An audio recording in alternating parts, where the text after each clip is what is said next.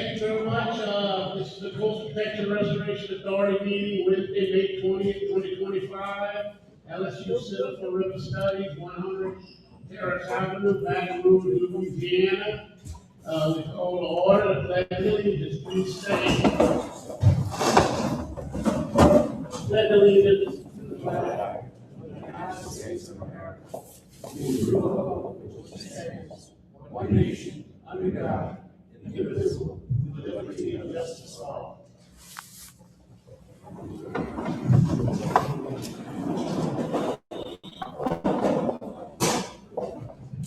And Madam Secretary, would you call the roll? Chairman Dove, Present. Mr. Slider, Present. Secretary Bosworth, Present. Mr. Lane, Present. Mr. Beers, Present. Mr. Albert, Here. President Jewell, Here. Mr. Gow, Mr. Jordan, Mr. Bourgeois, Here. Mr. Hidalgo, Here. Mr. Carville, Here. Mr. Lane, Here. Mr. Richard, Here. Mr. Sequeira, Mr. Romero, Here. President Hinckley, Representative Zerine, Senator Hinskins. You have a forum. Thank you. We have a quorum. Please, turn off or put on silence your telephones, please. And, welcome to the Coastal Protection Restoration Authority meeting. With that approval of agenda, do we have a motion to approve the agenda? Tony Alford, second by Bill Hidalgo. All in favor? I'm sorry, any public input on the agenda first? Any public input? Seeing none, all in favor? That motion passed. Approval of the minutes. Motion to approve the minutes by Mr. Bourgeois. Second. Second. Mr. Bosworth. Any public comments? Seeing no public comments, all in favor? All opposed, any opposed? Seeing none, that motion passes. Any business announcements, old business to the members? Yes, Mr. Bill Hidalgo. Mr. Chairman.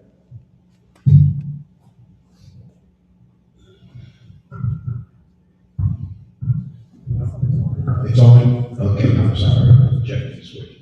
Mr. Chairman, thank you for the opportunity again to talk about a little thing called 70/30. And it's very important, and we know that the study the Corps of Engineers has been working on. It's going to start again. And I just want to bring one fact, okay, each time we get together. And here's the fact. The last time the Morganza was open, which was in 2011, they put over 10 feet of water at Morgan City. 9 feet of water shuts down all transportation on the intercoastal waterway and the Chapel Island. So one of the things that we need to be concerned about in this 70/30 split is if it does put more water down the Chapel Island, it could not only flood areas, especially areas like St. Martin Parish, St. Mary Parish, Iberia Parish, Terrebonne Parish, Lafourche Parish, with backwater. So this amount of water coming down the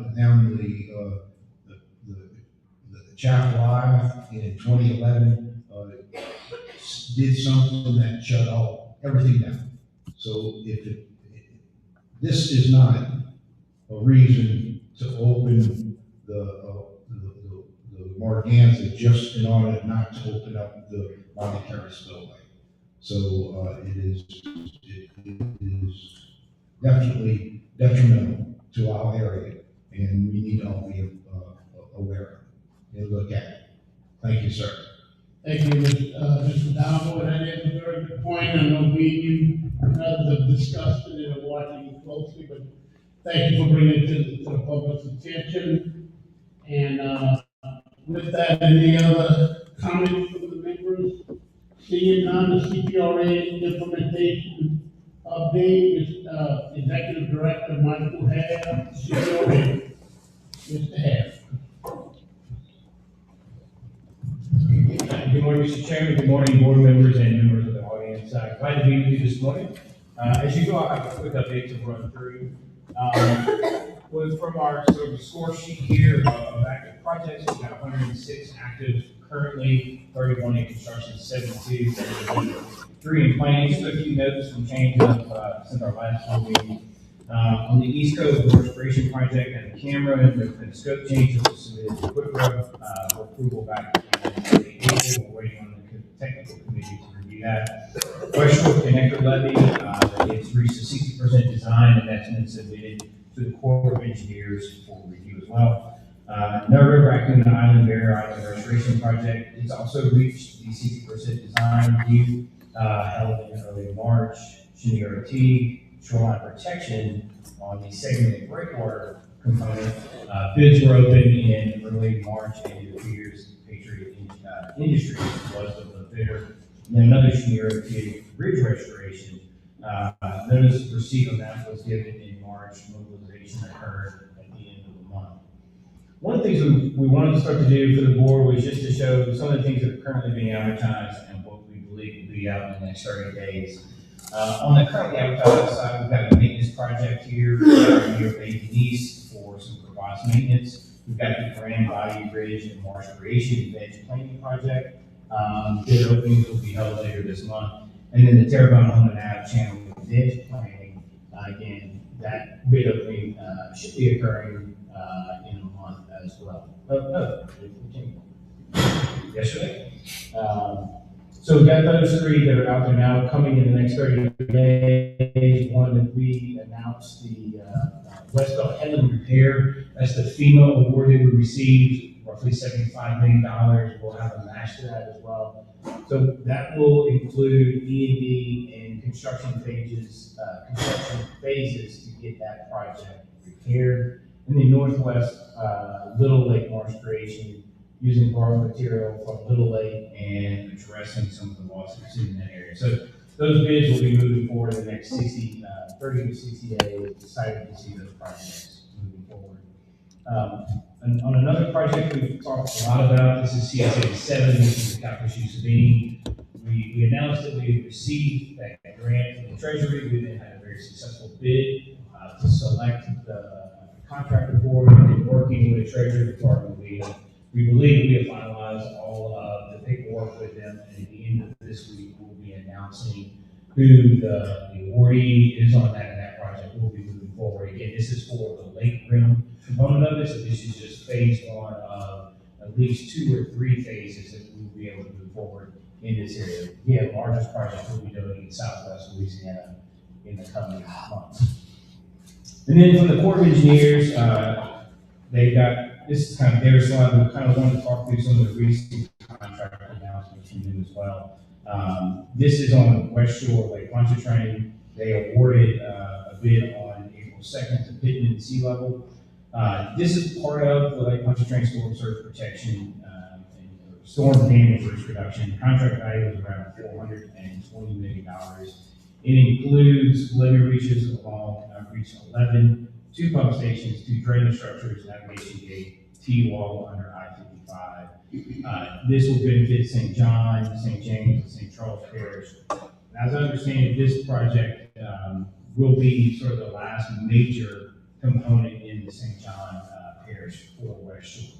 So excited to see this continue to move forward. We obviously are the non-federal sponsor with them, and we're working closely to help keep this project on track to get that level of protection for that community in the very near future.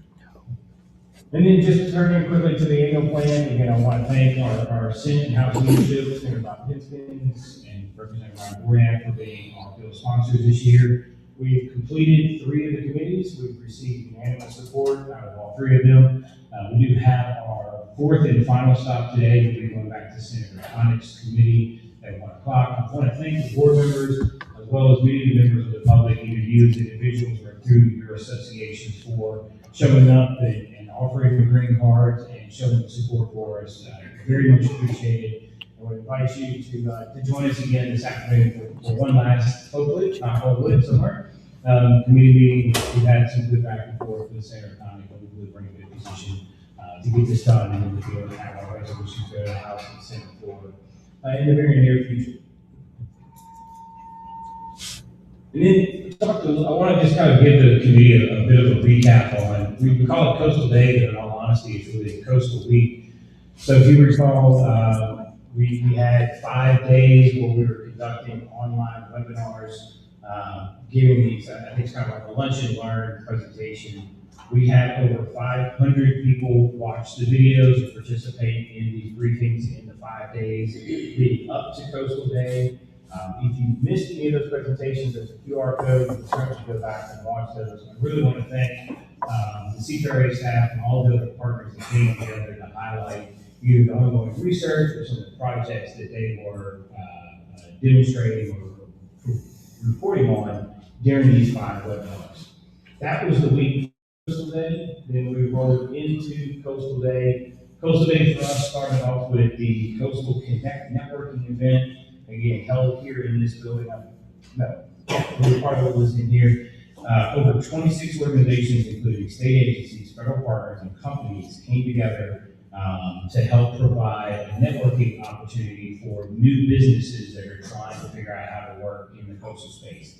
12 prime contractors set up tables, and I'm told it was probably one of the most widely attended events with I think over 73 specific meetings set up between companies trying to connect with larger contractors and figure out how to work in this space. So we've got a lot of work ahead of us. We need more and more companies that are making the choice to invest in their own workforce and their own capabilities so that they can support our needs and the needs of our partners. And so I really appreciate all the people that helped put the Coastal Networking event together in the morning. That follows by what really looks more like the traditional Coastal Day at the Capitol. Again, appreciate the leadership of Chairman Dove, many of the members of this committee, and obviously our governor, coming to the press event that we had. The governor was able to reaffirm his commitment to coastal activities with the resolution that was passed. You see the picture there in the middle. Corps of Engineers joined us along with many of our local partners. We also have in this picture all of the trustees came together from the Deepwater Horizon, set up a room where anyone who is interested across all of the different funding buckets for all of the projects that have been funded to come in, ask questions, and really make sure that people continue to understand the process by which this money is being spent, where it's being spent. I think there were 18 to 20 different displays available to the public and people there to answer questions for several hours. That was on one side of the Capitol. On another side, we had lower left, led by our Chief of Engineering, Rudy and his team presenting on projects that CPRA would be putting out to bid, allowing contractors to come in and talk to them about it. We get some feedback from that, helps us improve those designs. And then bottom right, you see a lot of people there about displays and doing networking events at the Capitol, and then obviously a fun event at the top with the crawfish boil over the Pentagon Barracks. Appreciate everyone who did it. And then before I go to the next slide, I do believe the following day was a virtual presentation with partner-led projects, where again, companies that are interested in those could call in as well. The exact number, but probably 20 to 30 projects were discussed there as well. So we call it Coastal Day, but really it is Coastal Week. It is roughly 7 days of dedicated events across multiple themes about what we're doing and the influence we're having with our federal partners, our local partners, and all the different stakeholders. So really appreciate everyone who put in the effort, and again, appreciate the governor and his team being able to support us at the press event. Then one thing to highlight, this is obviously something I think many of y'all have participated in, is the high water trips. The Corps came down and set up here in Baton Rouge. They heard testimony, heard comments from the public for multiple hours. I think Chairman Dove was able to give a presentation on behalf of CPRA that morning. Again, appreciate the Corps continue to do this. I think this has been going on for nearly 100 years, probably. As we go through this, I think it's important, and I appreciate the people that continue to go and make these comments. to them. General Peoples is going to be leaving her command here soon, but I believe she will continue to serve in a role for the Mississippi River Commission. So she will probably still be a part of this group as they do their next year's work inspections. I had the opportunity, very honored to join a small group of 5 state stakeholders as well as the Mississippi River Commissioners themselves.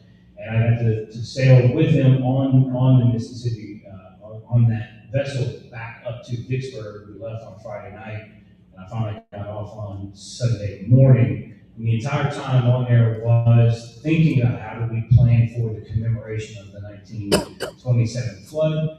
And obviously Secretary Tell put out a memo directing the River Commission to really set up 2 things. One, a year of true commemoration and honoring of the communities that were so impacted by that flood, the devastation that occurred, and quite frankly, like the likely undercounting and underrepresentation of the people who lost their lives during that truly tragic event. So next year will be a series of those events. Hopefully we're able to have something here in Louisiana, sort of at the end of that trip, if you will, maybe following how the flood migrated down the river, commemorating that here in Louisiana in 2027. And then we look at the 2028, really a celebration of the 28 Flood Control Act and what it provided. And obviously for us, it's a little bit of a double-edged sword. That 28 Act led to the leveeing of the Mississippi River to protect our communities, to ensure navigation and commerce, to power this nation. That is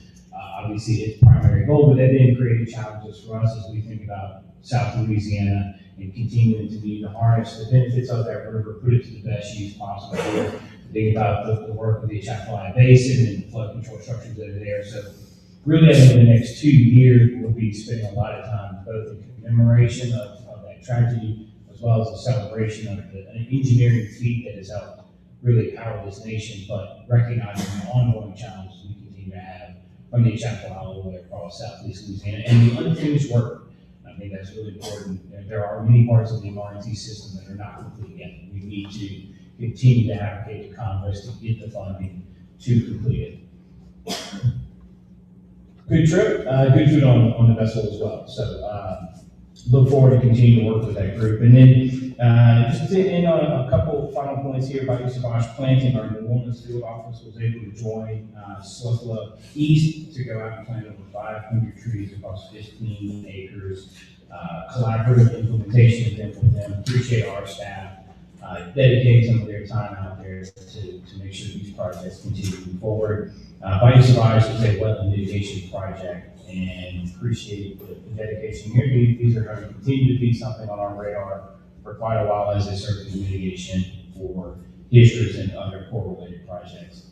And then close to my final 2 slides here. As we approach the Booth of the Week, just want to promote CPRA will be having a cleanup here this Saturday. So anyone who wants to come out and volunteer will be cleaning up here around the water campus. And then our partners at Vietnam will be doing some stuff down in the bayou as well. Scan the barcode there for more information to participate in those events. And the final slide, just to preview, save the date for May 1st. We will be having an event to celebrate a lot of the projects that are happening in and around the Brayton Sound. Appreciate those people that have been working to put that together. I know we've had a few shifting dates on that. We look forward to that in the very near future. And with that, Mr. Chairman, I'll go back to you for any questions. Yes, any questions, members? Any questions? Seeing none, Mr. Chairman. Mr. Dowd.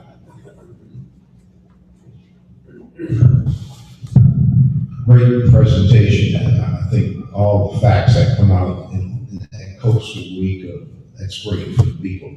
You know, it's also great that we're sitting in this room with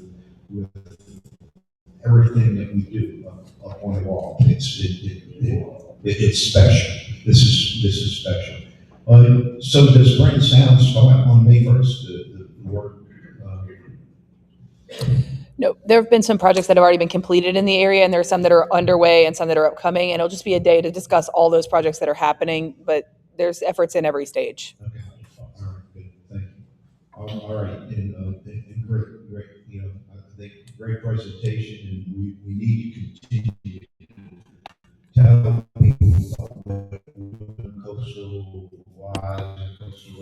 restoration, and Coastal Week was a great opportunity to do it. Thank you. Thank you. Any other members? Mr. Craig, remember. Mr. Chairman, I'd just like to recognize, the director of the largest energy port in the United States of America, Mr. Chet Chester, was our president. Chet, thank you for coming.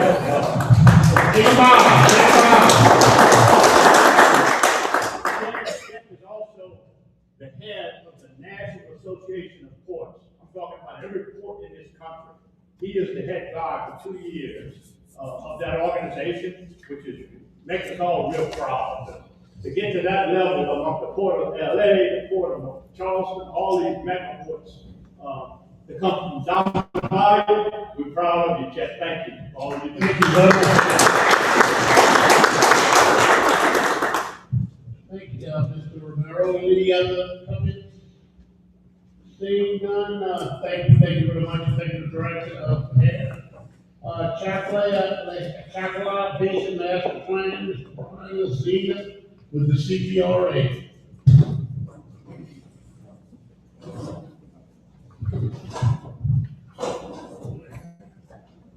Morning, Chairman, members. I'm also joined for the presentation by Mr. Michael Crowe. Michael comes to us here fairly recently. He's in the Division of Planning with myself as a co-worker, and he and his team are basically the day-to-day leads for the CPRA program. So I've asked him to join me to go over a few of these slides. That's a hard one to follow now, Mr. Romero, after Chet's comments.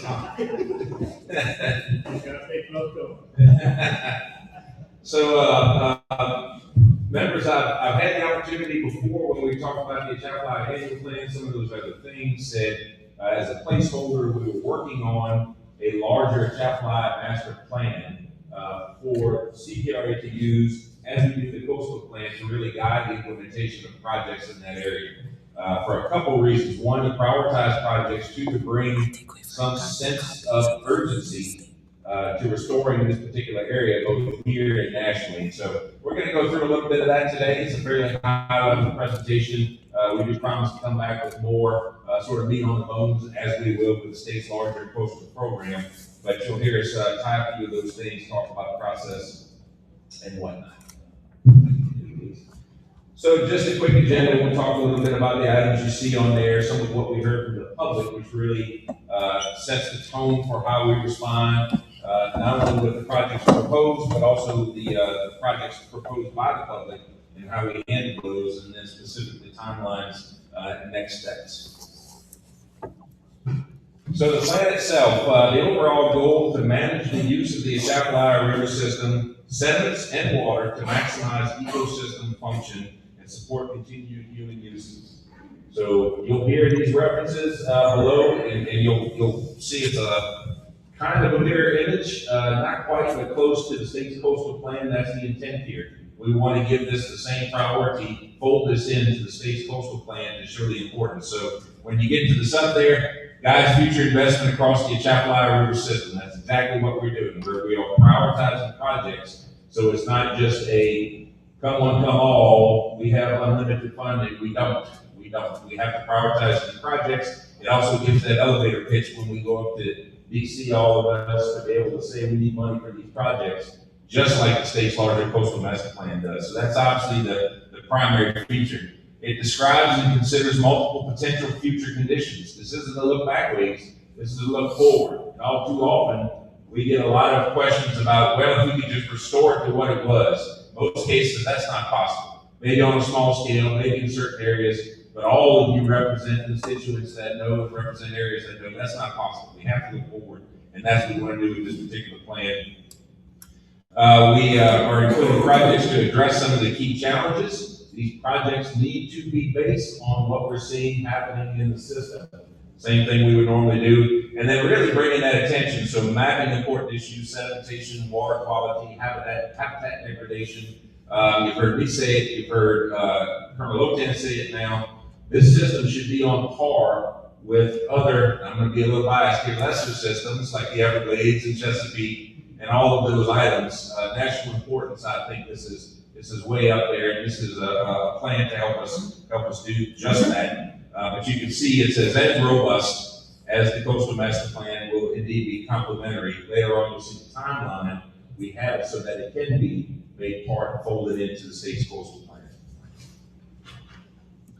So the boundaries of the plan itself, there is on the books, and it's a little bit confusing sometimes, the official Atchafalaya Basin Program, which you see in statute that was formed to be the non-federal sponsor for the federal program.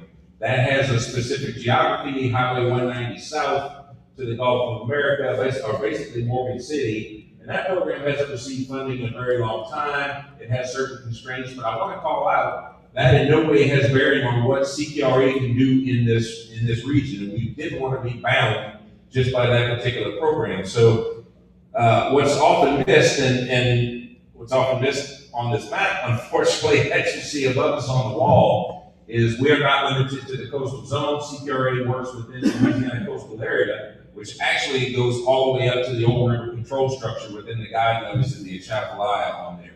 So this isn't something we need to do extra legislative sort of oversight to do. We have that authority already, and that's reflected in this plan. We didn't want to be limited to the geography that's in the federal action on there, especially since we haven't gotten any money to make that, and it's not complete. So what you see here is the boundary, Simmsport on the north, Gulf of America to the south. It's within the guide levees of the Atchafalaya Basin floodway. And the groupings you see are how we identify different sort of hydrologic units so that we can go in there, take good specific looks at these places, because if you're up south of Simmsport, it looks completely different. Lots of ag interests, lots of other, versus when you get down to a wider floodplain in the southern part. And obviously, Morgan City concerns itself are different nature on there. So I think this is obviously more consistent with the robust level in which we look at these things. So one other thing on that, I did want to say why we're also taking such a wide look at geography is large coastal master plan looks at this area. The two primary features are land loss reduction and risk reduction. Land loss and risk. And in areas like these, we have the opposite problems. We have land where we have water, and that's an issue. And we also have not necessarily the same storm surge risks up in these areas. They're different risks. So we wanted to make sure that we're not overlooking some of these projects that are important to the coastal system, but not necessarily captured fully in the way we have to take a whole statewide look at the coastal plan. So goals and objectives of the plan. You see here, I mentioned the larger goal with the objective. Basically, as you would see in the state's coastal plan, we want to use natural processes whenever we can, but we do recognize that Mother Nature didn't break it. Mother Nature is not going to fix it without some intervention, but where we can use these natural processes to help promote that sustainable ecosystem. Habitats, that's something that's incredibly important in this particular basin, given the time of year we are right now and the stakeholders, cultural heritage tied into those habitats, and then a working river system. So you see these a lot. These are very similar to what you see in the coastal plan. It's not just doing for doing sake. It's doing these things because they're important to Louisiana, they're important to the nation, they're important to the economy, they're important to the heritage, and we recognize the balance of all those things that need to be addressed within this plan. So during this, like CPRA prides itself on everything, we have had an extremely large amount, have had and will have an extremely large amount of outreach and engagement here through public webinars. We do public project solicitations, same as we do for the Coastal Master Plan. We want that expertise that the public has, not only in what are you seeing as a problem, but what are you seeing as a potential solution that we can work with. We've gone through that. We publish quarterly newsletters. We obviously have touched on a little bit, but we'll touch more during the CPRA board meetings. But we're also using engagement groups to reach sort of a more working level on there. So each of these groups has a specific sort of use. You see the working group there is a really technical supporting plan development, some of the regional experts and others. We have a steering committee. Some of you on this board have yourselves or representatives are on the steering committee. It's one of those, does it make sense from the public perspective? Are we doing what we need to do to really reach and help the public with this plan? Is it implementable? That's always a big one. We stress that a lot for both of our plans, all of our plans, all of those things. Collaborative engagement group, we really get in across all the industries, all the stakeholders and representatives on there. And then take all these things through a plan development team, CPRA, consultants working on there. I will say the level of expertise and experience we are bringing to bear on this plan is certainly on par with the state's smaller, a little more refined, but as wide-ranging as our coastal plan. So universities, outside experts, independent scientists, those sorts of things on there, and obviously a heavy leaning on the public. So the public has given us some key issues and challenges through that I've identified through those meetings. Excessive sedimentation, that's kind of a no-brainer. I think that's one we can all agree on right there is a problem. We're seeing loss of deep water habitats. We're seeing conversion of other habitats. We all agree on that one. Habitat degradation and loss is obviously a problem throughout Louisiana, but specifically in the basin here, you see that in more real time faster. Hydrologic modifications, I mentioned some obviously activities of the past, changes to flows, water quality, hypoxia, and a lot of these things play off of each other, but poor water quality equals poor crawfish production, poor treaty production, all of those things because of stagnant water levels. Recreational commercial access, these, again, if you can't get there because the bayous has sedimentation, or you can't get there because it isn't there anymore, is obviously a huge issue within the basin, as well as access. And then system flood capacity. So this is something that has come up a lot amongst not just the public, but us. You hear the Corps say it too. Can this floodway pass the water that it was designed to pass?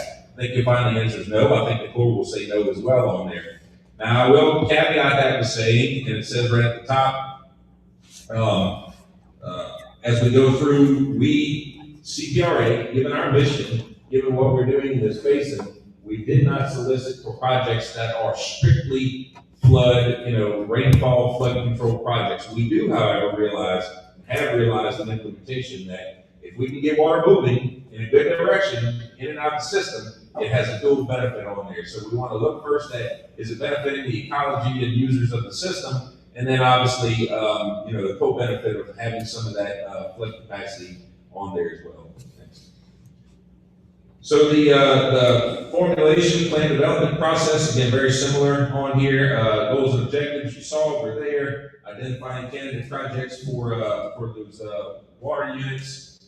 We are in the middle of that right now, about to get everything on board to evaluate those projects. We're looking at what metrics to use, what modeling to use. This is a challenge.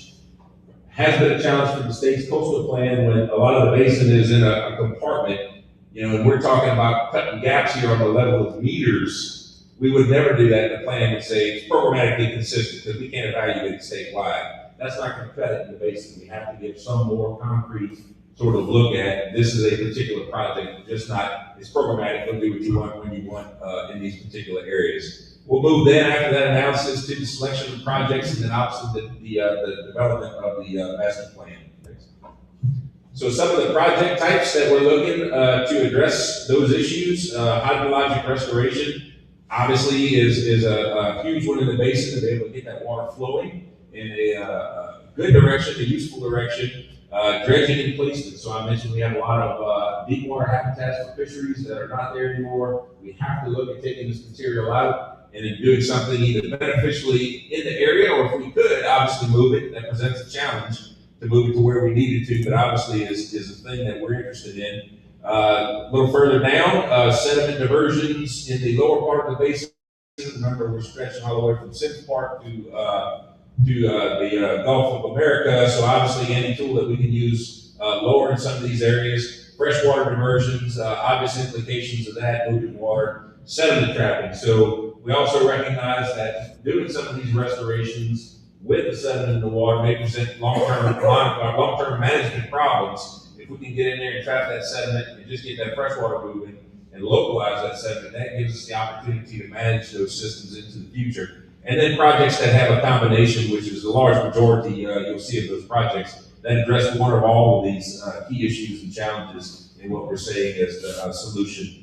And then I always have to say programmatic. There's stuff we're not going to be able to identify with computer modeling, but we know they're good ideas. Boat ramps is an example on there. Opportunities, educational opportunities, those are things we can't evaluate in a science and engineering plan, but obviously we don't want to exclude as saying they aren't priorities of CPRA in the state through us. Next. So I'm going to turn it over now to Michael. He'll run through the next part of the presentation on their candidate projects and some examples. Thank you, Brian. So as you can see, we kind of got a list there, at least a breakdown of 52 candidate projects that we still have, what we've narrowed it down to. So you've got 19 integrated projects, 12 dredging replacement, 11 sediment trapping, 2 sediment diversions, 2 freshwater diversions, and then a handful of others that fall under hydrologic restoration. So you can see kind of a layout. The picture in the middle shows all of those projects kind of mapped out where they are. Orange is the integrated projects, as Brian mentioned. You can see that's a good chunk of those projects. On the top left, you see that particular project is the Henderson Lake Flow Improvement Project. Top right is the P Flow Improvement Project. Bottom left is going to be the Coconut Swamp Project, and bottom right is the Lower Chapelline Hydrologic Restoration Project. So those integrated projects have a bunch of small features, as has been talked about. Bottom left, the Coconut Swamp Project. All the little dots you see, that's going to be things like spoil drain gathering, trying to get flow there. But then above that, sections of like the roads and some of the other waterways, dredging that stuff out and trying to get water to flow, move that water north-south and reduce stagnation and ultimately hypoxia. So, as far as the modeling goes, all these projects have to kind of be modeled against a baseline. So there's 3 primary variables that are being looked at there: wet years versus dry years. Flood pulse in the basin every year is not exactly the same. So some years we get a big pulse, some years we don't get much. So that's a pretty big variable. Potential flow regime changes. So as Mr. Delvin mentioned earlier, if there were, hypothetically speaking, changes to the way Old River was operated, we need to keep that kind of thing we need to keep that in the back of our head. How is that going to affect these projects, or how will these projects react to something like that? And then lastly, the rate of sea level rise. So there's a couple of different values that have been put in for that, and not just for the coastal zone, but it's possible that that's going to affect other portions of the part of the basin. The southeastern WPU, and a lot of the area that you see, it's in green, but north of Morgan City, that's all pretty low lying as well. So where are we at currently? Evaluating projects. A lot of these projects are being modeled at the moment, looking at hydrologic and hydraulic models. They're basically looking at flow, what's water quality doing in those areas, things of that nature, low water refuge, habitat, as well as vegetation models. So how would these projects potentially change vegetation in certain areas if implemented? And then habitat suitability for a wide range of commercial recreation species of importance in the basin. So basically we're looking at how these projects are going to perform. What do we see under the different assumptions? Different conditions: a dry year with high sea level rise, a wet year with changes to the Old River control structure, various scenarios, and looking at how those projects would react to that. And then lastly, how do they meet the targets for the different watershed planning units? So as Brian mentioned, a lot of those got a lot of different habitats in the basin, and the goal in each area is not necessarily going to be the same. So trying to narrow down and refine what the goal is for each WPU, and then adjust whether or not projects can be beneficial or not. So this has been discussed quite a bit already, but I'll walk through a couple of sample projects that are being modeled and looked at for a couple of the key issues that have been brought up. So hypoxia. Most folks know it's an issue of poor water quality. Low dissolved oxygen. We see it a lot. Backwater areas of the basin, but not just in the interior swamps themselves. You see it in canals, backwater bodies. Anywhere you're gonna start to get disconnected flow, particularly during the summer, water gets hot and a whole lot of oxygen, you start to get fish kills. Low oxygen, not a huge deal for some fish, maybe large, shootbait, that sort of thing. But if you're a bass, your sac-lake, you're a species that needs good oxygenated water, is where primary recreational fish, that's not a good thing. So fish kills kind of increasingly common in the basin, and it's also problematic for your species that are incapable of moving out of those areas that are a little bit less mobile. Let's say crawfish and some of your other critters. So,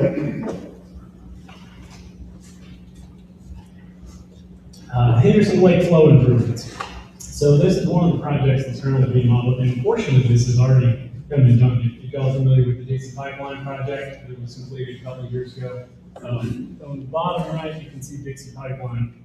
That's kind of the east side of it that's marked there. Area. The west side of that was gapped, and this project would be looking to one, potentially gap the east side of it, but then also up on the Grimmett Canal to improve flow in that area, and potentially possibly gap that, and then also dredge out portions of IE4 Doge, where it might be needed to try and get some of that water moving south. So, excessive sedimentation. It's been mentioned at length, it's an issue all over the basin. The areas we see in blue have been identified as particular areas of concern: Big Pigeon, Little Pigeon, East Grand Lake, 21-inch canal, Buffalo Cove. I mean, go down the list. It's an issue all over the place. And essentially, you're losing a lot of your deep water habitat, a lot of your open water areas, a lot of your low water refuge, lower flood capacity, limits access for commercial and recreational fishermen.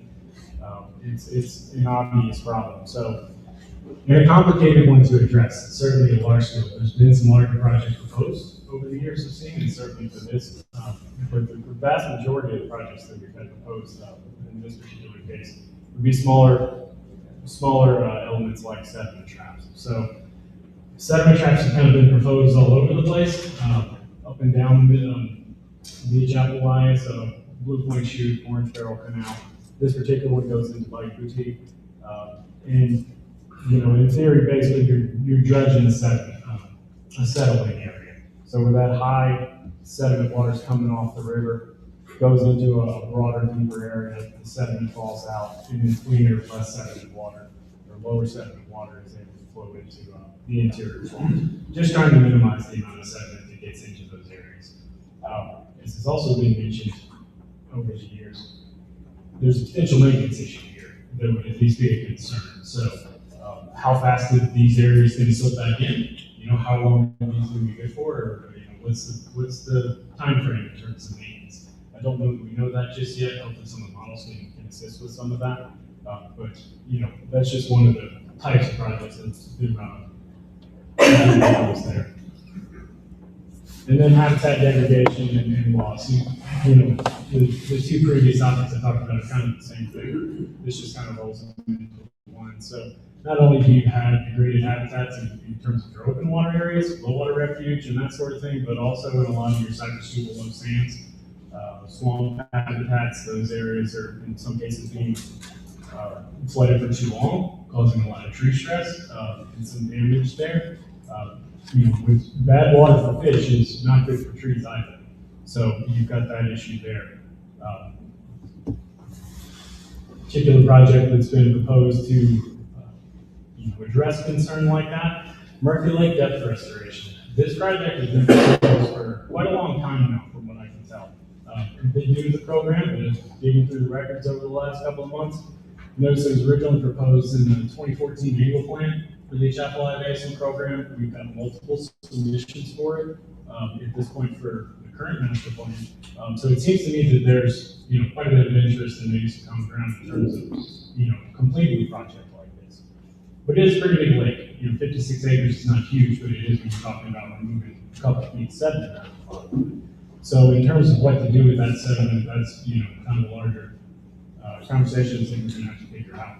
Options that have been proposed: potential backfilling of kind of rimmed location canals, oil and gas canals that aren't being used anymore, potential thin layer placement of sediments and subsiding areas of Cypress Tupelo that might be in the area and need some of that. So make the timber a little bit more healthy, or potentially a combination of different options like that. So I don't know, but this is just another project that's being modeled at the moment, along with 50 some odd other projects.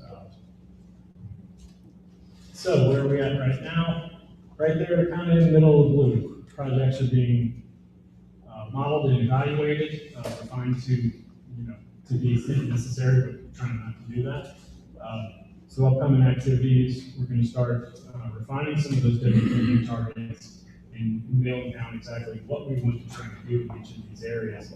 And then picking projects that are going to try and meet those targets. After that, we start putting together an actual master plan. So, and getting a little bit closer to the finish line. So, and that's all I have. Thanks. So, members, you can see the timeline that Michael just mentioned, that 2028 seems so far away, but it's right here. You'll see the draft 2029 coastal master plan in the fall of 2028. So obviously that's not a coincidence on that timing right there. That's to make sure we can link those two together. I will say, I know before Mr. Dalgo mentions the 70-30 again, we feel the same. Those concerns are obviously noted and understood with the team. One of the other goals of this master plan was to inform any federal plans that might come. So we want to get out ahead of that. We're doing this plan in a way a court would understand it so that we can make the state's interest known.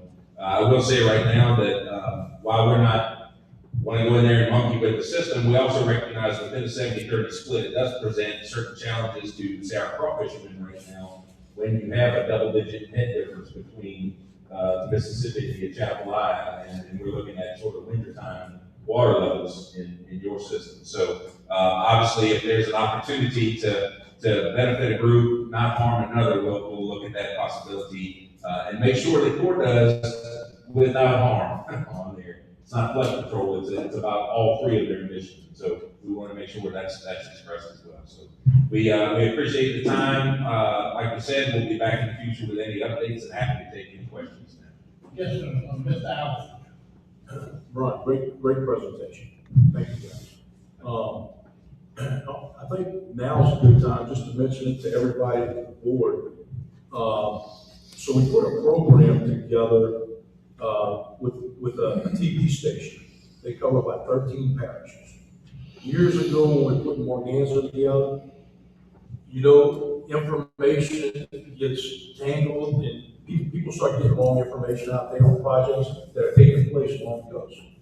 And since not many people make these meetings, of course, somebody's saying something, it travels faster. The improper information travels faster than the right information, right? So we put this program together, and I think it would be a really good deal for you guys to get with HCP. And we're doing different segments. And they're talking about all the projects that we're doing along the coast right now to educate the public a little more so on projects going on the coast and in their areas.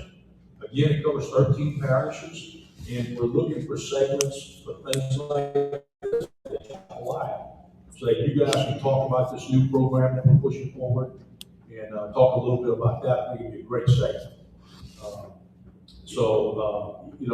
I think I'll get you the information after. Okay. And maybe contact those guys, Martin, and put this out there. That sounds great. You may have seen a few on there, even though outside the press. But yeah, we welcome any opportunity, not just to talk about, of course, the Chapelaya Master Plan, the science and engineering, but the value of the overall system to Louisiana and the nation. I think that's a big one that folks, like you mentioned, can help carry that message on there. Because ultimately, like all of our problems, they should be federal level problems. It needs federal level investment, not just what we can provide. Be a great start. Thank you. Thank you. Yes, sir. Mr. Bishop. Brian, David Bishop, how are you? I would like for you to think a little less provincially. We in Southwest Louisiana are freshwater and sediment starved. I mean, you've got the luxury in the Atchafalaya, but if you look at your map up there, look at the agriculture west of that basin. In times of drought, we have severe saltwater intrusion into the Myrmidon Basin. We don't have the freshwater flow coming down the Calhoun, Sabine, and the Myrmidon during those periods. We're in a drought period right now. We've got huge amounts of water use that are needed for surface water for agriculture in those basins. And I would like for you to look at two things. Number one is that the freshwater production west of the basin that would benefit. I mean, you've got some small ones that have done a little for the extra million, but it's not nearly enough. We have the ability to take some of this system and go into the Red River, go into the Atchafalaya Basin to increase that freshwater flow. Can't do a whole lot about sediments up in the north end of that basin or for the benefits of agriculture. But you can do something along the coast. That sediment that comes out of Wax Lake and the Jaws and the Atchafalaya Delta migrate all the way to Texas. And we see it in our water management, we see it in our salinity levels along that area. So I just think that if you will incorporate outside of that basin, how this basin does affect many other areas and not just inside that level. And I mean, personally, I've always preached that we need to think above the state line about if the sediment load coming down the Mississippi and the water load coming down the Mississippi River. And I understand Mr. Howdow going to 70-30, but I also understand that it's more than about Morgan City. It's more than about what's inside the levee. And I hope that in your investigations that you all look at the more global view. And I would appreciate it. Thank you, Mr. Reshaw, for the comment.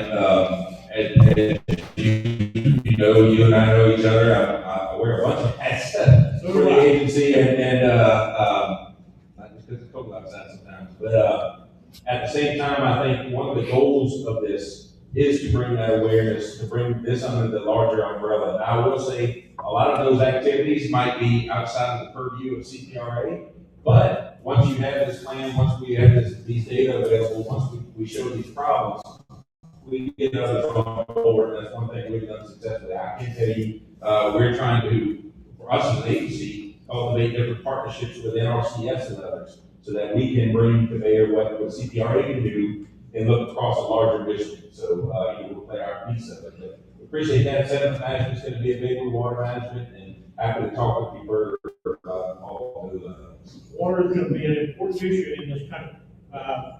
If you're in the western part of the state, you know the pressures that are being imposed on the water in the western part of the state. Where does it want to go? It wants to go to Corpus Christi. It wants to go to San Antonio. It wants to go to Starr, Texas. And we're going to have to be very careful with our water resources.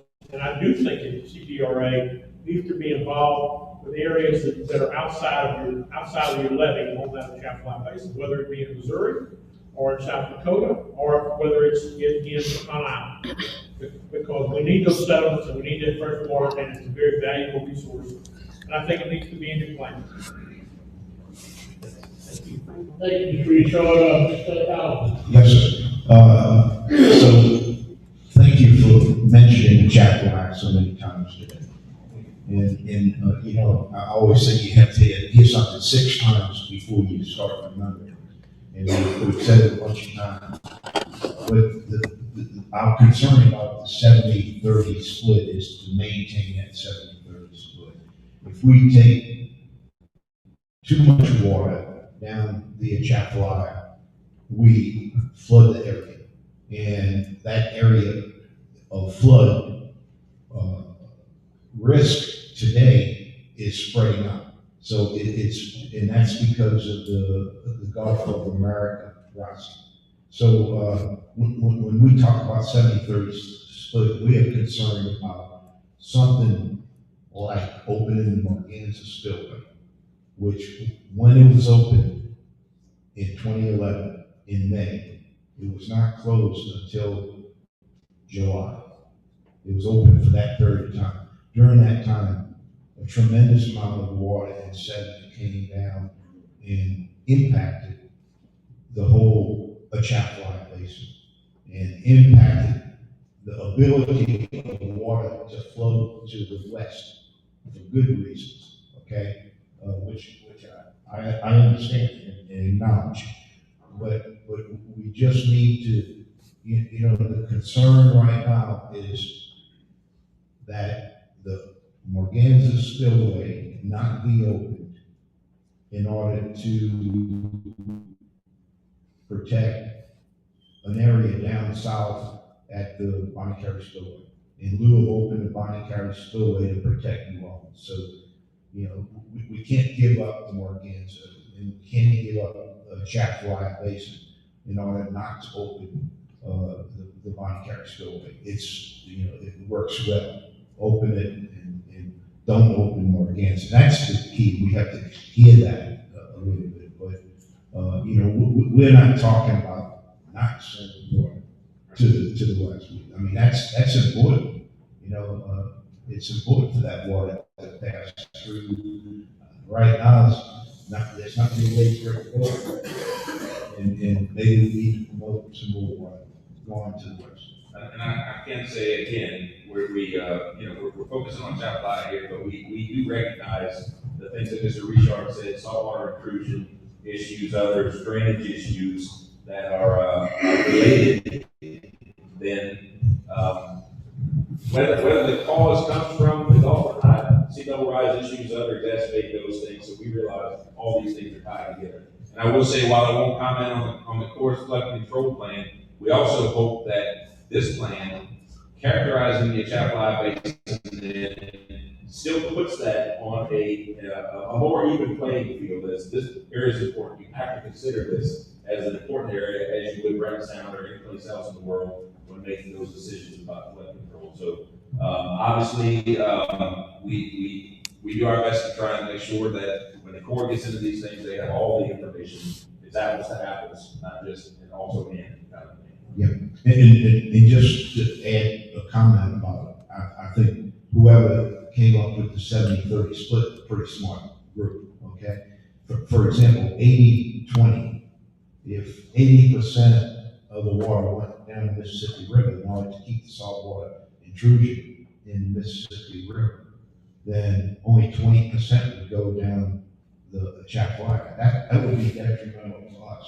Then the saltwater intrusion saltwater is going to come up in the Atchafalaya. So, there needs to be a balance. There needs to be a good balance, and the 70-30 split looks like a good balance. Okay, thank you. Any other members? Yes. Thank you, Mike. I appreciate the conversation. I've got some questions from Morgan City myself, so I get some questions from residents of the basin about subsidence, about rates of subsidence in the basin, causes of subsidence in the basin, and the impacts of. Is this? No. So I was just asking the question about rates of subsidence in the basin, drivers of subsidence in the basin, whether or not that's something that the department has visibility on. Authority has visibility on. If you wanted to address that, It is. We do have, obviously the data available aren't at the same level necessarily that we have. The investment hasn't been made at the same level across the coast like it is across the coast. But we do have data available. USGS has a fairly robust system. We do take that into account for a couple things. One, highlighting areas of need, how we forecast the future, but also, as Michael mentioned, spoil placement. All of these things sort of factor into each other. There's been impounded. So yes, that's a great question. It's often overlooked in the basin. It is an issue, and we do have data to support our modeling in the basin for that. thank you. And I'll take the opportunity to also call out the NEAR that's planned for that area. I think there's a lot of gaps in research that can be addressed in the basin, the Atchafalaya area. So those efforts will be greatly appreciated by NOAA as well. Agreed. Thank you. Any other members? Yes, Bill. Just one other comment. It's great that we're sitting in this room right now. You can look up at that wall and see the Atchafalaya. You can see the area west of the Atchafalaya. You know, I would like to see us have more meetings here. It's awesome. Thank you. And with that, thank you very much, Mr. Levine, and, come on. Thank you, Chair. Next, Mr. Full, more resilient and affordable power improvements in, house research and education center.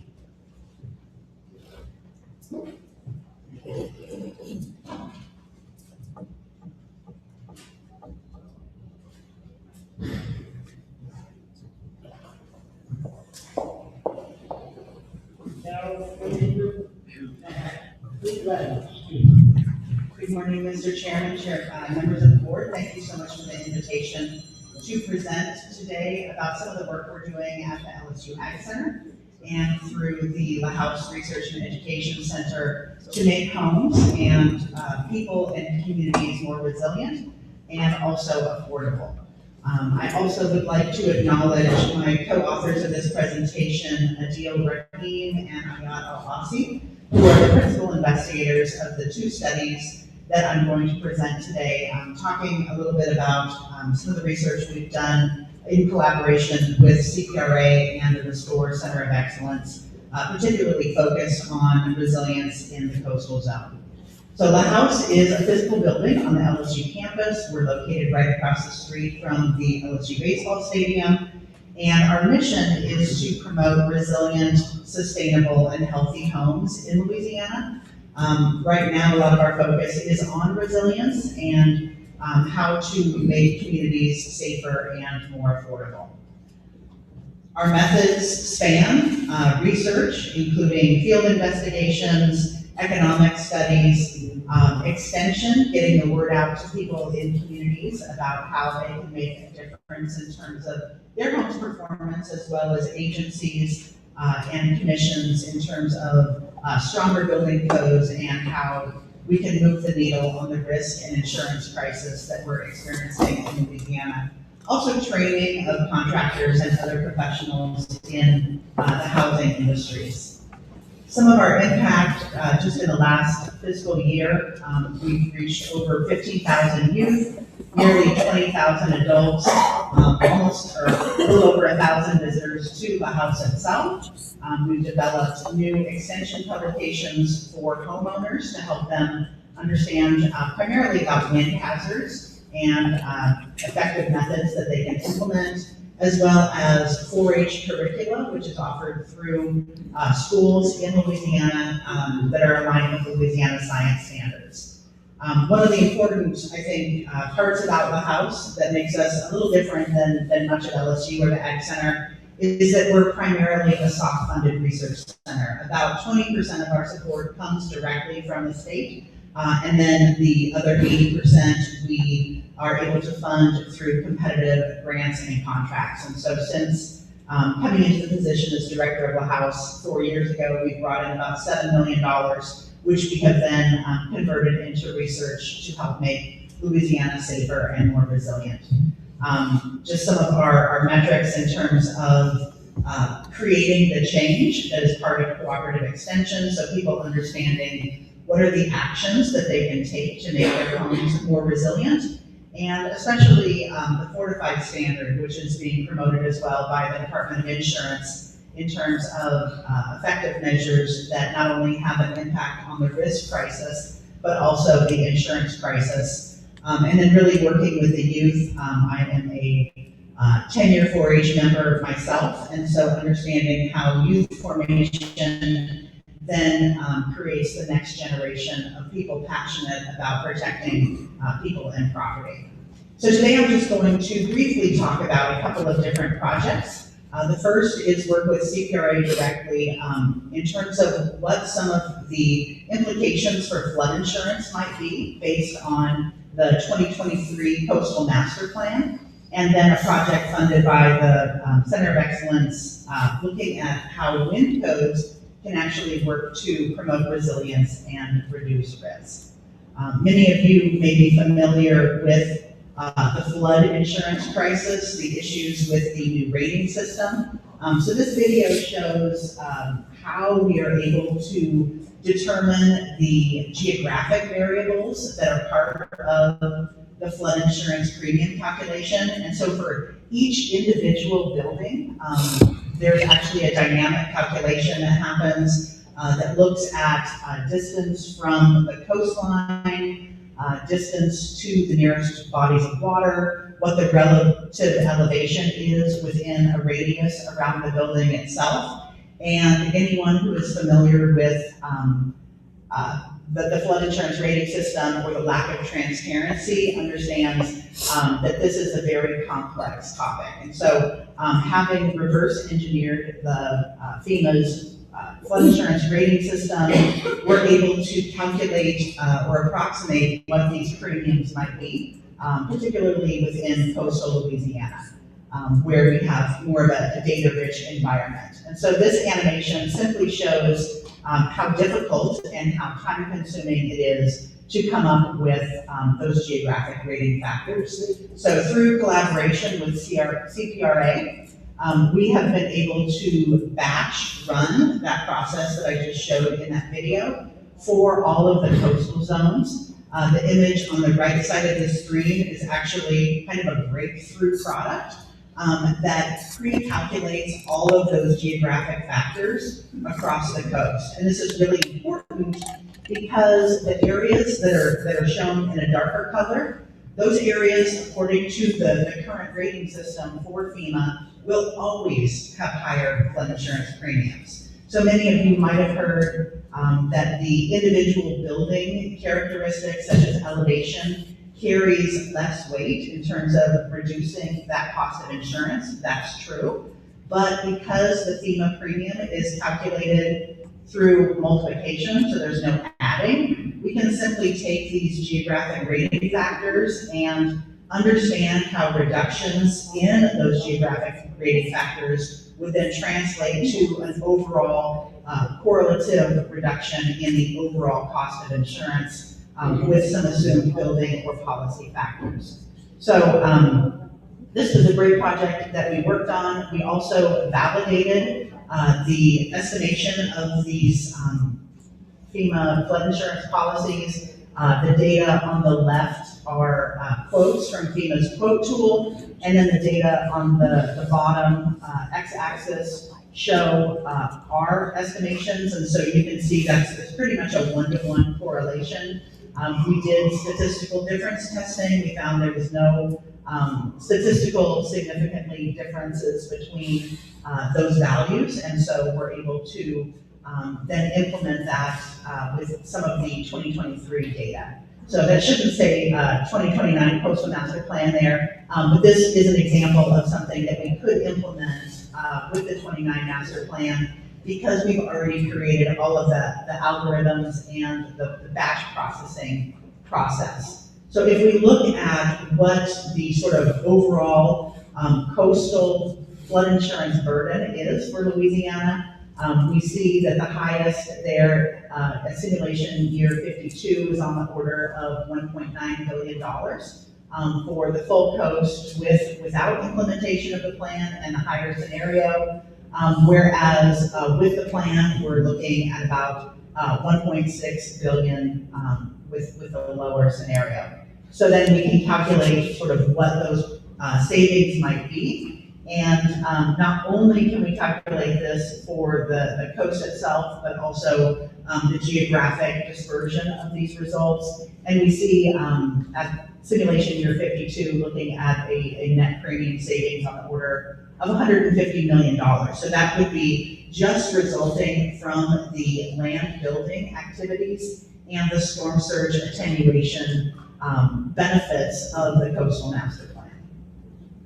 So from a geographic perspective, we can see the areas where higher savings would occur with Coastal Master Plan implementation. So those are the areas in the darker black color are the areas that would be seeing higher insurance premium savings, whereas the red areas might see less savings in those areas. So note, some of those are larger census areas, and so that's one of the reasons we see that. We also looked at what the flood insurance affordability index might be, and so this was modeled after the housing insurance affordability index, looking at how affordable flood insurance is based on census reported income, and 100 being, completely affordable, most affordable. And so if we look at the block group, this is the future without action. In the higher scenario, we see a lot of areas where flood insurance will continue to be unaffordable. And this is actually something that is exacerbating the risk crisis because many people are choosing to drop flood insurance, also wind insurance. And so that affects the ability of communities and individuals to be able to recover.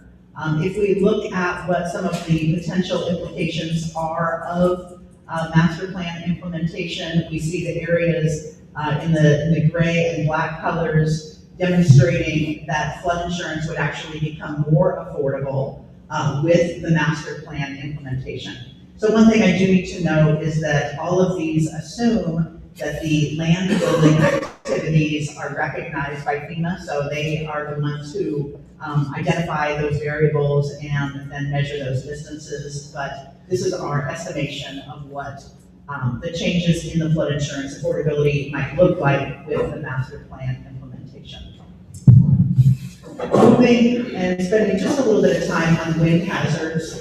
So from our work with GOSEP on the state hazard mitigation plan, we estimate that about $1.2 billion is the state's loss per year by the year 2050 from wind hazards. And you can see those losses are primarily concentrated in South Louisiana.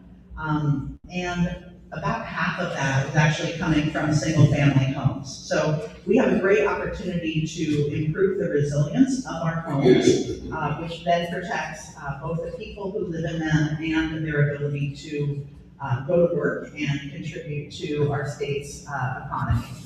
So just looking at this from a national level, about 200 to 320 billion in storm-related losses since 1980. And one of our important questions is, how does income and wind risk kind of relate to each other? One of the reasons for this is because of how insurance works, especially with the percentage deductible that our homeowners policies now have, where people might be paying on the order of 2 to 4% of their total property value as their deductible. And so that needs to be money that they have sitting in the bank. People that are in the lower income categories don't necessarily have those reserves to be able to start their recovery. So when we look at existing building stock within the coastal area and that expected annual dollar damage, that's on the order of about $500 million of annual damage. So that's annualized across events.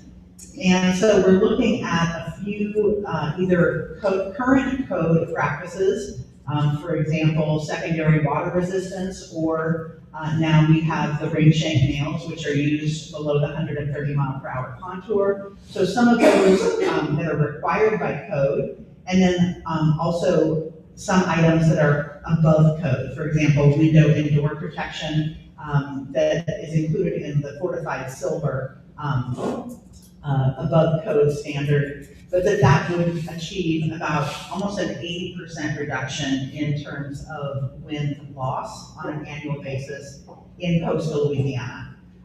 One of the things that I sometimes point to is Hurricane Sally in Alabama and Hurricane Laura in the Lake Charles area. Those storms were of equivalent wind speeds.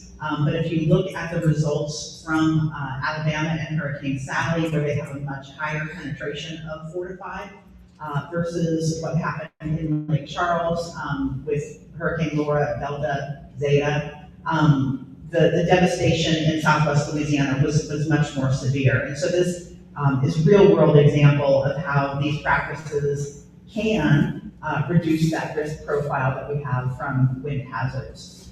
This map is a little bit busy and complicated, and it shows basically the marriage of median income and expected annual damage. But if we look at areas where median income is low, so that's on the left-hand side of that little 9-square matrix, and areas where expected damage is high, those are going to be the areas in kind of that pink color on the map. And so these are areas of coastal Louisiana where we would anticipate that people would have a harder time recovering from a storm, primarily because they're not able to necessarily get that recovery through insurance happening as quickly. So we do see that there are some of these patterns more concentrated on the coast of Louisiana. And then just acknowledging this project was funded through the Restore. And with that, I'd love to take any questions or hear any comments. Thank you very much, Ms. Freeland. Yes, Tony Allen. I was pretty, of course, preaching the choir probably here, but, when they're calculating the rates that we should have for the Terre Rouge, they feel like the levees that we have, the 12, 15-foot levees, are not even there until they become a certified finished product. And even the interior levees, the parish levees, are not included. And we just can't figure out that. That doesn't make sense to us, especially since those levees are there. And of course, we get these exorbitant rates, and we can't get them to work with us on that calculation at all. I completely agree with you. Yeah, right. I mean, that's the relentless questions you get from the public. We spend all these tax dollars to build this, and we hadn't flooded in 15 years in Terre Parish. Young families can't even begin to think about it. So I think there are two different aspects. There's the risk reduction aspect, and then there's the insurance aspect. One of the best ways to actually reduce the insurance premium is to lower your coverage. Primarily for contents, because you're paying actual cash value, you're not paying paid replacement value. And so a lot of times people are paying way too much for contents coverage. They will never recuperate what they've paid into that. But truly, if that risk has been reduced, lowering some of the building coverage can be an option, because overall you're paying less and you may have that actual less risk. So having a coverage amount like $50,000 or $100,000 can significantly reduce the rate, and is one way that people making the decisions about what insurance to buy can kind of fix the system, I guess, if that makes sense. But I do agree, and clearly that's a policy level negotiation. Mr. Bourgeois. Yes, thank you, Mr. Freeland. It was an excellent presentation. I've met with Pat Skinner about this several times at the house. First, I think it's a very sad state of affairs that some very smart people at LSU had to reverse engineer the system, the rating methodology provided to us by the federal government. It's persistent even through this administration. It tells me that this administration tries our delegation in DC has that I have very little faith that FEMA and the National Flood Insurance Program is the way to go. That said, after reverse engineering it, and then trying to figure out the implications of the things that we're doing through this master plan and annual plan and all of the things that Tony talked about and all of the levy systems here, it seems like in your simulations, you made the assumption that they would recognize the coastal restoration and protection stuff in your model, right? That's correct. So I think that's, A, sad that we had to do it that way, reverse engineering, but B, is one of the very first steps of what Tony's talking about, right? And I've said it publicly, and I'll say it again, I have zero faith that the NFIP is in our future. I've talked to Commissioner Temple about this, and Director Hare has mentioned this yesterday when a similar concept, Representative Manager came up in natural resources yesterday, not recognizing our things. So in speaking with Commissioner Temple about this, the idea of getting the private sector to recognize that South Louisiana is not as bad a risk as it is because of our huge investments in infrastructure. Do you think that those models and things are in a position right now that the simulations you've done based off the reverse engineering to bring to our insurance commissioner and have him look towards some of the underwriters or private sector flood insurance to recognize that, hey, Louisiana is not as bad a market as you may seem, okay? I've had some conversations with guys that are literally writing flood insurance currently, private sector, but I talked to a person in Whitefish, Montana. It's about 30 miles from the Canadian border, who said, look, Louisiana is just not on our map, especially south of I-10. This is a guy in Whitefish who knows anything south of I-10 is there. So my point being, is LSU is often done, especially the Ag Center, taking the very complex thing and making them practical for most people. Can we get this information? Is there any plans, or is there any way we can facilitate as a state that you would know of to get this information to Commissioner Temple, to bring in underwriters to see that we're not as bad a bet as the nation seems to think right now, because I just don't see us fixing the NFIP. And I know there's a question or two somewhere in there, but I'll let you take a stab at that. So I know Commissioner Temple had convened a meeting within the last month, and that was primarily about wind hazards and wind insurance. And so I had attended that meeting. They did mention that they wanted to also convene a meeting on flood insurance. I definitely think, we can demonstrate, show, provide data, especially for some of those areas where those levees, exist but are not recognized. And so assuming that they were recognized, maybe what that rate might be calculated as. There are also, building standards on the flood side. So, building to the 100-year flood elevation essentially means that a building has a 40% chance of flooding in 50 years. And everyone I talk to says that's not acceptable. And Agreed. That's how we've been building, for a very long time. We have one for the freeboard. But there is a new national technical standard on flood resistant design and construction. That's the ASC 24.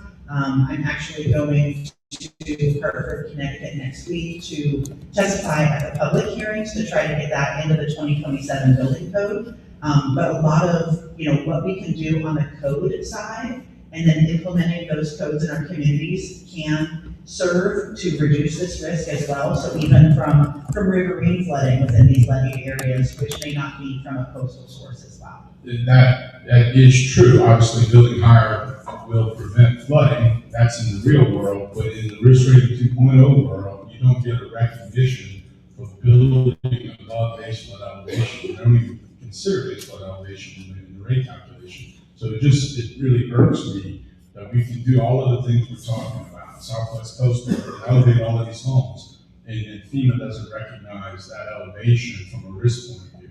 So we can do all of the things in the world to eliminate our risk, and yet because we have to buy flood insurance, these folks can't afford to have the benefits of the real world benefits of not flooding. So that's where I think things are sideways, and I think what we really need is to start to form some sort of coalition of the coastal parishes, and that's the segue over to my friend, Parish President Jewel, who I think is itching to talk. Yeah, you really touched on a very good items when we talk about flood insurance.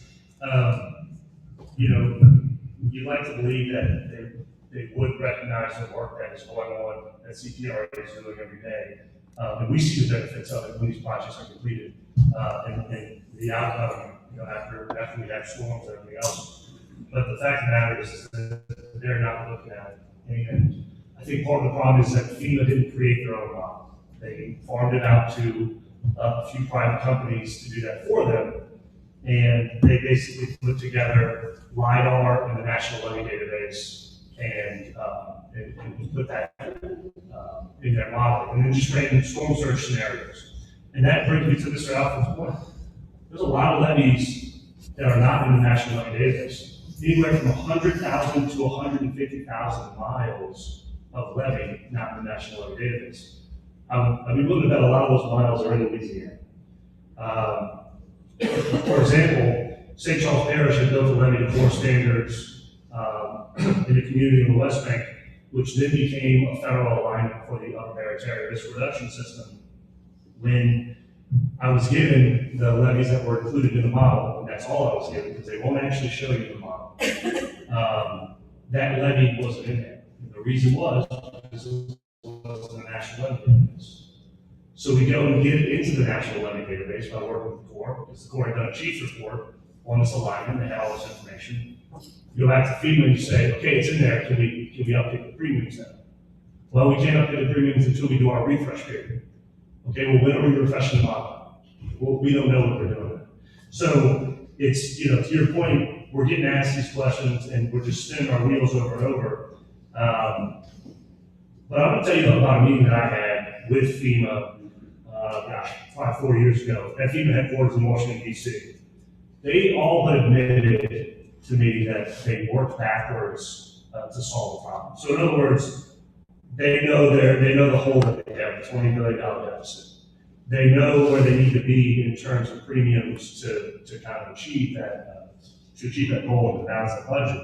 So what they explained to me is they said, it's funny, they have a mark on the wall where I guess a bunch of chairs have been sitting. So the wall was scratched up. They said, this is where your levees are. Okay, this is your levee height. We model from here, we model up to your levee height, and then we model, and he put us down all the way up to the size of it. And he said, anytime you get a bathtub scenario, in other words, water comes over your levees and it inundates, and you gotta pump that out or anything else, it automatically triggers this higher premium. But then again, he all but admitted that they automatically model bathtub scenarios for all of Southeast Louisiana and Southwest Louisiana. And so they basically said, Louisiana, we're giving you, the automatically higher premiums. And I can tell you that when you look at the modeling, and from what you can see, you can't actually see the model, but you can kind of see on the periphery of all of it. There was a model made for the US, and there was a separate model made for Louisiana. So I think we really are getting the short end of the stick here when it comes to risk rating 2.0. To Dwayne's point, you could build 20 feet of dirt underneath your house and put a mound of dirt 20 feet high, build a house on top of that. If on top of that mound of dirt, you have a slab on grade house, they are going to tell you that the elevation of your home is from where your first floor elevation starts to the bottom of that slab. So for most people, it's not 1 foot. So you can be 20 foot in the air on dirt, but they're on their paperwork, they're going to be a +1 elevation. That's the kind of craziness that we're going through with this.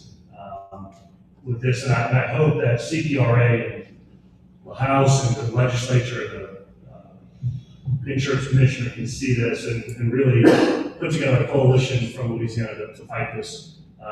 Because at the parish level, I know a lot of our parish presidents and our levee district guys are fighting, but we need more people on our side to talk about this. And I think about Gordy, all the work that you did as parish president, and the work that I've done, in the statistics that we show, where less and less and less people are flooding in these rain events that have traditionally flooded people, or in the storm surge events that have traditionally flooded people. But the millions of dollars that we've been investing, and billions of dollars in CPRA, are not being recognized when we are safer than we've ever been before. So I'll leave it with that. Matt, not to belabor that, but that's the levees we're talking about, but pump stations that the new pump stations that we have, we can't flood by rainfall. I hate to say it, but and none of that's taken into account. It's ridiculous. And I think maybe Mr. Bourgeois' comment that the NFIP, may not be in our future. I think, looking at a state solution or, really engaging with these private insurers might, be more beneficial for us. Okay, any other? Yeah, I just don't know how we pull that coalition yet. I think NFIP stuff, it's not helping us. It's never gonna help us. They don't want to expand it. So how do we get a coalition together in this state, with this state, of this state, to pull this? And we absolutely have to, because by NFIP's, by FEMA's own admission, when they did an internal study of risk rating 2.0, they said they were gonna lose 20% of policies in force because of the rising prices. And we track this data, at least in St. Charles Parish, we track this data every quarter when we get updates on policies in force, they're going down. So people are less protected when it comes from an insurance standpoint, even though they're more protected than ever from an actual infrastructure standpoint and an actual risk of flooding. They're choosing to drop that coverage rather than to protect themselves. So I think we do have to have a solution put in place soon. Okay, no other questions? Thank you very much, Mr. Freeman. Next, the update on the coastwide nutrient control program, just the whole, annual. We'll just talk about wildlife fish.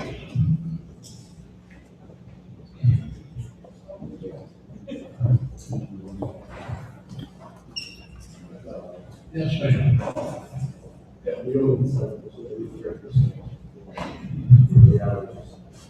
All right, I just want to say thank you for having me for the invitation. So, we're right in the middle of doing our coastwide nutrient damage survey, so I've been stuck in a helicopter for the last 2.5 weeks. So this is a nice break from that to kind of come out and be outside of the helicopter. But today in the presentation, I'm going to just give you an update on where we are now with the program, and a couple of slides in the beginning to show you kind of where we come from. So if you're not familiar with this program, it has been in place, I think we just wrapped up our 24th season. So we're almost on 25 years with the coastwide nutrient control program. So we're going to talk a little bit about Nutria today and where we are with that issue. So just background information on the nutria. It is a non-native species. It is invasive in Louisiana. So they're native to the southern part of South America, around Argentina and the surrounding countries. They were introduced in the 1940s by several different entrepreneurs, including E.A. McElhenney of Tabasco Island, from Avery Island.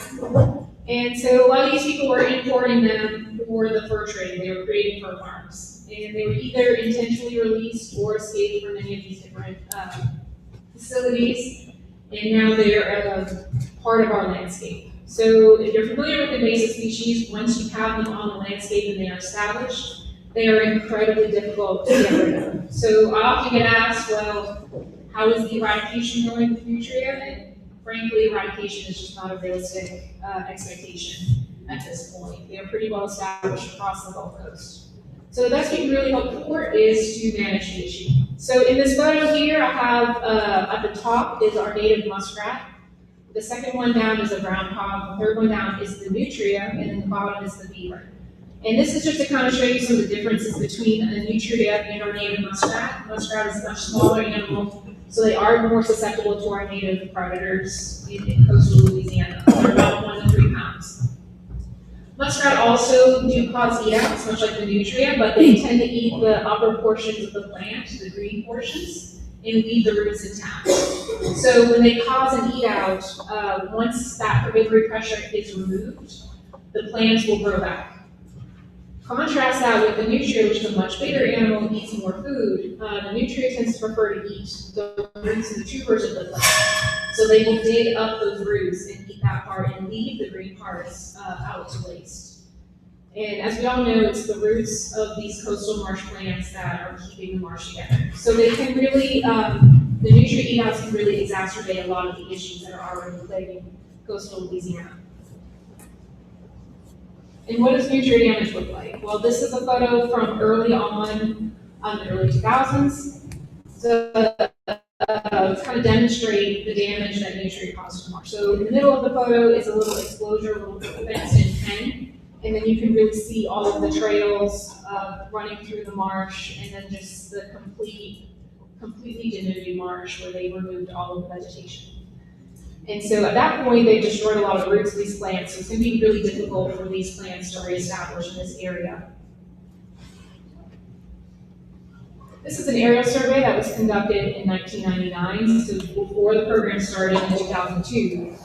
And in this survey, they identified 164 damage sites. And you'll see that most of the damage sites are concentrated in the southeastern part of Louisiana. So even early in the program, Nutria were never in very high densities in the western part of the state. It's just a different type of marsh habitat. They seem to really be very quite prolific in the southeastern part of the state. They really prefer that type of marsh, that flottant marsh around Terrebonne and Hawkins Parish. Even today, this really lines up where we see the highest harvest rates and where we see the largest concentration of damage. So what do we do to control the problem? We've identified that there's a problem. What are we doing about it? So in the early 2000s, they did an independent lab did a cost-benefit analysis where they looked at a bunch of different methods for controlling nutria, including trap neuter release and other methodologies. And they were determined that a bounty program would be the most cost-efficient method. And so that's what we went with. So there's some pros and cons to a bounty program. One of the pros is it's very cost efficient.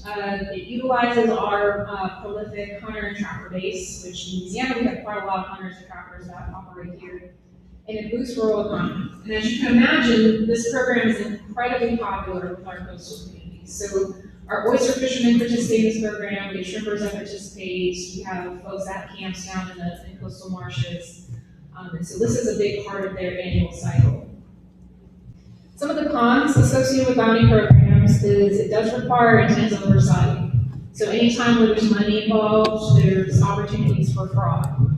So we have a pretty intensive registration process for this program. We'll have to register for it, and we work pretty closely with our enforcement division to investigate any irregularities that might pop up with the program. So program logistics, the goal of the program is to remove 400,000 nutria per season, which we do through an estimate. So that number comes from our historic traffic records, where we've shown that about 400,000 is the right level to see acceptable level of damage in the marsh. When the program first started in 2002, the bounty was $4 per tail, and it has since been increased to $6 per tail in 2019.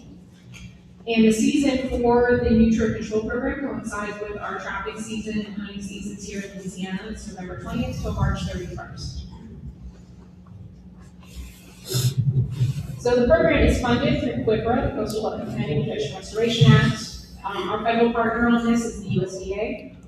And we have an interagency agreement with CPRA to manage this program. And then LDWF has a subcontractor. Right now it is Coastal Environments Incorporated, but the RFP did just go out this past winter, so we're waiting to see kind of who will get the contract moving forward. But our subcontractor are the folks that operate the tail collection stations. So when participants register for the program, they go hunt nutria, they save the tail gets turned in for the bounty. Our program boundary is I-10 and I-12. It's pretty simple, encompasses all of coastal Louisiana. And this is just a background graph. So the bars are the harvest of nutria per season, and the line, the orange line, is documented nutria damage. And that's done through the aerial surveys that I mentioned already. And so harvest from year to year really fluctuates. It largely depends on the people in Louisiana, whether it's socioeconomic reasons, why it fluctuates year to year, weather plays a big part in how people are able to harvest, whether there's good water levels to access the areas, dry conditions, early cold winter, those all really help. Certainly in years where we've had bad storms, it's caused a lot of our participants to be displaced, so that will usually lead to a lower than average harvest year. The orange bar is documented nutrient damage. So you'll see kind of early on in 1999, 2000, when that photo, that map of all of the damaged centers was pointed. They estimated roughly between 80 and 100,000 acres of marsh will be impacted by nutrient debris per year. We've gotten that down in the recent years through the harvest of the program down to around between 3,000 and 5,000 acres. And I'll show you a map of where those damage centers are located. Now for the 25-26 season, that bar is in brown, and that's only because I don't have all of the data from this past season yet. The season just closed about 2 weeks ago, and at the time I was putting this presentation together yet, I haven't gotten all the numbers. So we are looking at kind of a lower than average harvest year this year, and a lot of that's probably just due to the very warm, mild, dry winter. Provided just having issues accessing a lot of the areas where there's going to be high densities of nutrient. Some numbers, these are season comparisons from the last couple of years, just to give you an idea. So 2023, 24 was one of our record years. We had over 400,000 nutrient harvested. A lot of that was due to the historic drought that we had in 2023. We had about 4 months without rain just prior to the season. And a lot of my hunters and trappers were telling me that anywhere you can find fresh water in the marsh, the nutrient would just pile up. So it just really made it easy for them to harvest that year. We have about 400 people register for the program every year, and about 50 to 60% of those people will actually turn in nutrient. So quite a lot of people will register and then not turn in nutrient. Sometimes it's a prerequisite for their lease. If they have a lease agreement with the landowner, they have to register for the program, but then may not participate. So harvest by participant, we have people that turn in as few as 5 nutrient for the season. And last year we had a guy turn in about 63,000 nutrient. So people that turn in these very, very large numbers and have access to large chunks of land. A lot of them are the oyster fishermen that have boats and staff and employees. And so that's usually a bigger operation. They turn in these large numbers of nutrient. But the average for the program is right around 1,500. So the average participant in the program will turn in about 1,500 nutrient per season. Harvest by marsh type, the vast majority of damage and high densities of nutrient that we see are going to be in freshwater marsh. And then we see some in intermediate marsh, but that tends to be a little bit lower density when you start getting into the salt water. Harvest by parish, again, if you think back to the map with the damage centers on it, this lines up really nicely. So when our participants turn in the nutrient tails at the tail collection stations, they fill out a really short survey. Where did they harvest the nutrient? What was their method of harvest? Information like that we then can feed into these maps. So we see the highest levels of harvest in Terrebonne Parish, Plaquemines Parish, and St. Mary Parish, which again lines really nicely with those earlier maps of where we see the highest concentrations of nutrient and the highest levels of damage. So this is a map showing the transect lines that we fly for the annual nutrient damage survey. So at this point, we have completed everything from Texas to Houma.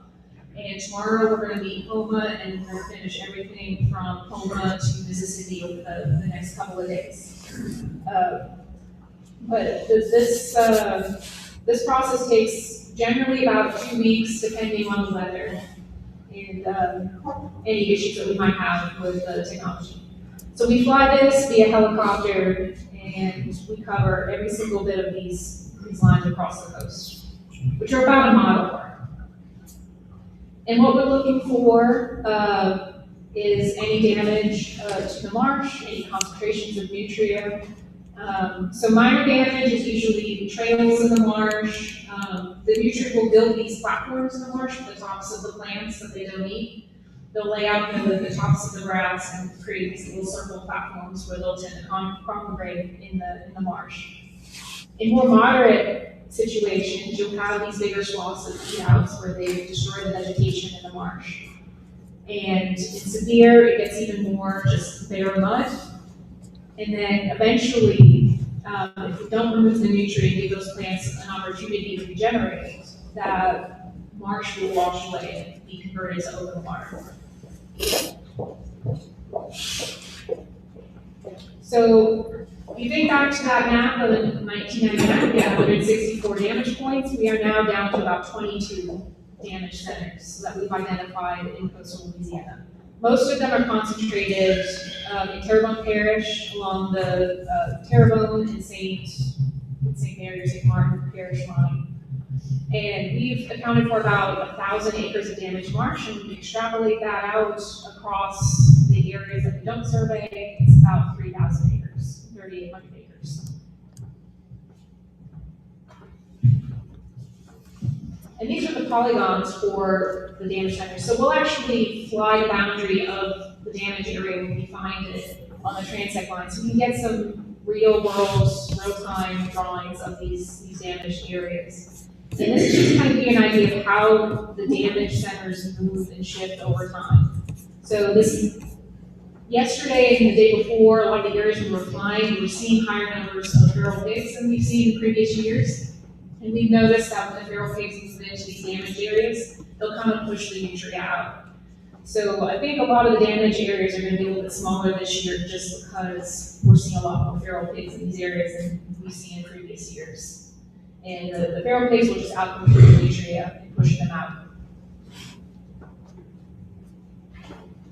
As far as adaptive management with this program, so social media promotion of the program is really popular. It's something that we do with the department. We'll put out social media posts on Facebook, Instagram, at the start of the season to help recruit people into the program and let people know it's still going on.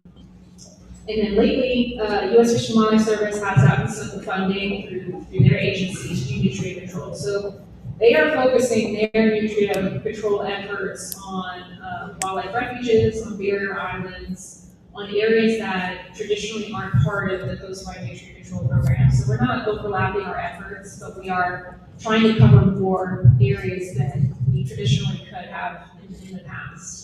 So we're working pretty closely with them to make sure that we cover areas that we can't cover as part of this program. And with that, you can find more information on the LUWF website, or you can call me or email me if you have questions about this program. Thank you very much. And, I was chairman of natural resources from 08 to 16, and I saw it's great to see this program still going on. In 2006, I think that's when we raised it to $6 a tail in the legislature. So great job, and with that, Secretary Bob. Good morning, Jennifer. Good to see you. Thank you for your presentation and thank you for the work that you do for the department. More of a comment than a question. I get this question a lot, why do we have a neutral season? When we talk about a neutral season, just for the public's information, it is for the bounty program, correct? You can harvest nutria year-round on private property. We actually changed our regulations last year at the commission level to allow it on WMA year-round as well. So when you talk about a neutral season, it is for the bounty program, particularly you can harvest nutria year-round. Thank you. Thank you, Secretary. We have a President Keith Finch.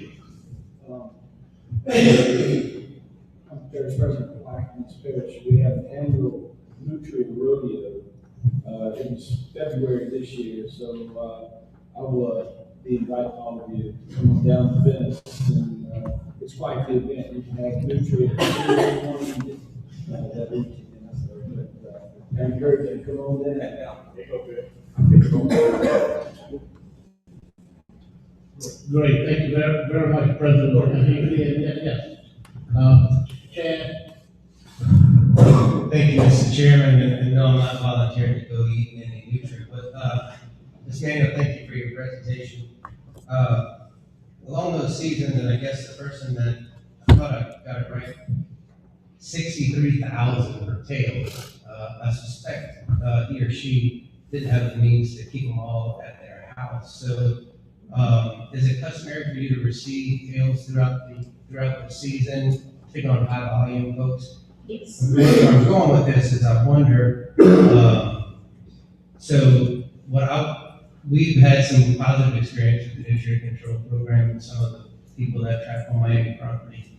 have done a nice job. We've also had some negative experiences.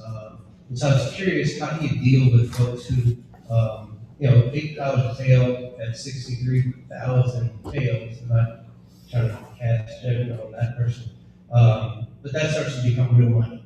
And with real money, people sometimes make some bad decisions and decide to wander off of property they might not have permission on. So I'm just curious, what's the mechanism if you have a bad actor that's participating in the program? How do you deal with them so that they're discouraged from continuing to do other things? Because our guys, we have a fair amount of property in St. Mary Parish, and there are a lot of folks out there, and there's some folks that have been caught trespassing to obtain nutrient tails. So I'm just curious how you deal with those people, and are they ineligible for life? And then how do we deal with when they still go kill nutrient and go parlay them to one of their buddies? And how are you guys managing that as this program's evolved, because it's been there for so long? How are you guys dealing with that? If you could educate us on that. Thank you. Sure. Yeah, the black market in the tails is something that we're trying to manage. So there is a robust method for registering for the program. So everybody that participates in the program receives a permit that they have to carry with them when they're out harvesting. On the back of the permit, it does list out their properties that they're registered for, and the parish of those properties located in. So that's kind of the first step when they get stopped by an enforcement agent. The enforcement agent looks at that card and see kind of roughly where they're supposed to be. And there's also contact information for myself and for the contractor, so that the enforcement side still looks really suspicious. I know this property, I'm not sure you're supposed to be here. They can call us and get better detailed maps of where that person's supposed to be. And so kind of the first step of finding these bad actors is catching them. We've got to catch them. So, we encourage our landowners, if you know people are, call enforcement, get an agent out there to patrol so that we can catch these people. Everyone that registers for the program has to sign an agreement that they're going to follow the rules. So we have quite a lot of regulations associated with this program. They have to sign that they read and understand these rules and regulations, and that if they do not follow them, they will be kicked out. So when we catch somebody breaking the rules and the agreement in the program, we can remove them. This program is a privilege, it's not a right. So if we can catch these people trespassing, if we can catch them committing any kind of actions of fraud, then we will remove them. Now, that 63,000 tails was suspicious. It is something I'll talk to our agents about, just in case there's anything there that we need to be aware of. So that's something that we just try to stay up on top of, is making sure that anything that kind of raises some eyebrows and is suspicious, we talk to our enforcement agents and see if we need to investigate it. We do tail pickups throughout the season, so it's weekly. So even people that turn in high numbers of nutria, they'll tend to go every week. And people that turn in high numbers of nutria tend to have a lot of assistants as well. So their assistants will also go and turn in. So it tends to be really spread out throughout the season. Okay, thank you so much. A quick follow-up question, if you don't mind, Mr. Chairman. All of those assistants have to fill out all the paperwork, right? Correct, and they also have a permit. They also have. Yeah, that their permit says that they are an assistant to so and so. And as part of the agreement that is signed in the application process, we tell people, if your assistant is caught breaking the rules, you will be removed as well. Fantastic. That's a fantastic policy. I guess when I look at the season structure, I know whenever our folks are out there, our lessees are out there doing their thing, it extends a little bit beyond that, so there's probably some of that gray area. I was curious if you thought it would be an advantage if landowners would provide you in advance who is authorized to be on their property. Would that help you guys at all? Whether it's you or enforcement or whoever, just to help. It's a great program, and you guys do a fantastic job managing it. But just to keep the good actors doing their good thing, and keep the bad actors away before they compromise the integrity of the program. Yeah, several of our landowners do provide me lists, like Continental Land and Fur will send me their list of hunters and trappers, just because they have about 30 odd hunters. It's just easier if they send you a list that, in the application usually comes in a packet. So a lot of the landowners will handle all of the applications and all at once and keep it all together, so that kind of keeps it nice and clean rather than getting applications come piecemeal throughout the season from there. I'm just gonna email you my guys. Yeah. Thank you again. President Nigel. Hey, Chairman, I don't know if I missed it in your remarks or in the slides there. Did you mention what the estimated total population of Nutria are estimated at? Do we have that information? No, it is incredibly difficult to measure the population. So what we do through the annual aerial survey is we look at the damage. Right. We use that as kind of an estimate of what the population is. So obviously, nutrient population size and damage to the marsh will be very closely correlated. And so we use that as kind of an indicator of how the population is. And I see, I see that the damage is coming out, which is great. Is there any correlation between the increase in the alligator population and the decrease? Because I mean, I'm just saying, when I was a kid, we saw nutria all over the place, and then, now they better protect the alligator with tags and all that sort of stuff. And you just don't see nutria as much, at least where I'm from in St. Charles. I doubt it. It has been really well documented that alligators will eat nutria. We know this. We find in their stomach contents. However, a nutria is between 18 and 25 pounds. It's a very big animal. So it's only really the very large alligators that are going to probably eat a nutria. And even at that point, they're not eating very much of them, because once they eat a nutria, they're going to digest that for quite a while. So alligators have a pretty slow metabolism. So I don't think that the alligator population has much impact on the nutria population. Nutria also will have, 2 to 3 litters a year. So they reproduce part of Okay. Questions? Being none, thank you very much, Ms. Hall, and very informative. Next, we have public comment, limit 2 minutes. Mr. Dean Wilson from CPRA Master Plan from Blackwood, Louisiana. Hello, Chairman, thank you for the opportunity. I just want to talk about the situation we have today in Louisiana. We talk about 1927 flood. Look at the map of 1927 flood and see what was happening in the basin where we fell. Because 1927, the only thing is San Martin, area, San Mary Parish was all water, was reached to the edge. The flood reached all the way to Lafayette. If the days fell today with the project flood would be almost 30% deeper. The basins are already much filling. They don't have a flood capacity anymore. Probably the entire city of Lafayette will be underwater. I don't think we'll be making enough water for those places. If the Davis fell on the east side, the water will reach all the way to the Mississippi. All the chemical plants will be water. By 1982, we already lost only the basin only could pass 57% of the flood over the Central Pass. 1982, the basin is filling in after that. So the reality is that we cannot talk about insurance and all that. We cannot safely survive in Southern Louisiana if we don't do something like this. I mean, eventually it's going to happen. So the problem we have today, the situation today, what's happening? You got people out there, saying that things silence a problem in the Chapala Basin and all that. I would, invite any of you to fly over the basin in low water. Society will be a blessing in the Chapala Basin if that was the case. You got science that you trace the money, where the money come from, where the scientists are coming from, saying that society is a problem in the Chapala Basin. The federal government and the state are doing projects to improve water quality, to divert river water into the swamps. You know what river water does? The whole program is based in coastal restorations diverting river water to the swamps. Massive sedimentation in the Chapala Basin. Sediment traps. They did that in Buffalo Cove. In few weeks, they could really fill in. They were obsolete.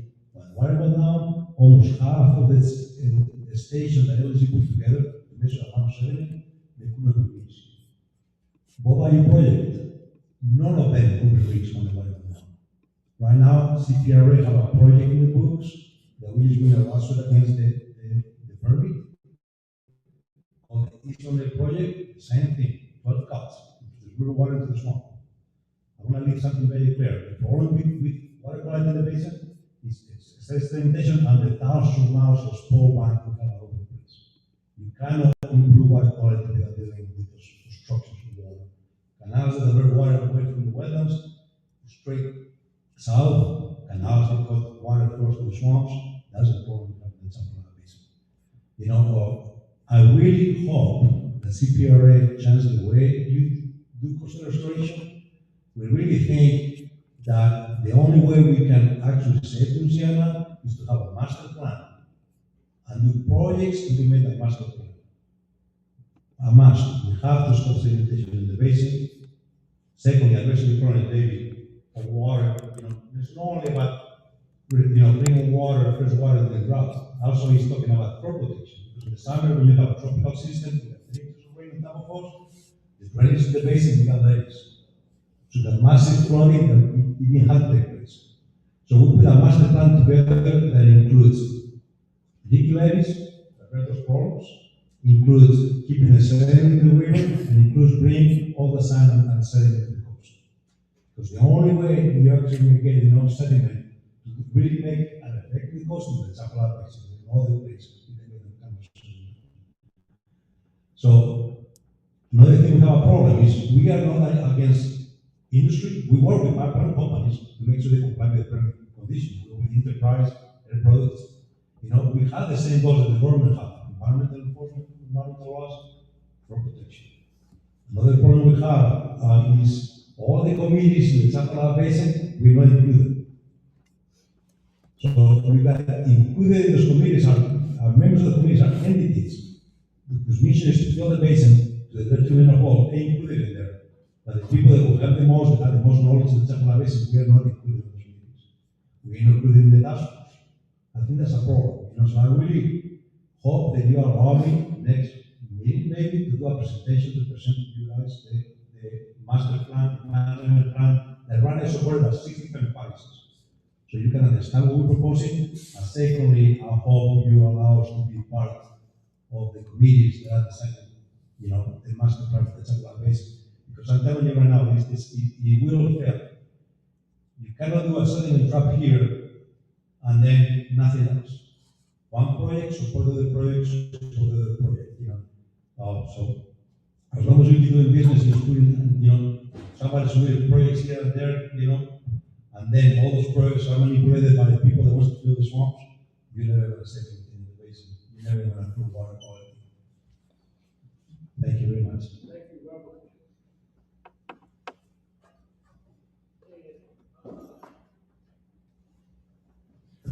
Also, not last but not least, Mr. Doug Daigle, who is in a hypoxia working group. Mr. Daigle. Thank you.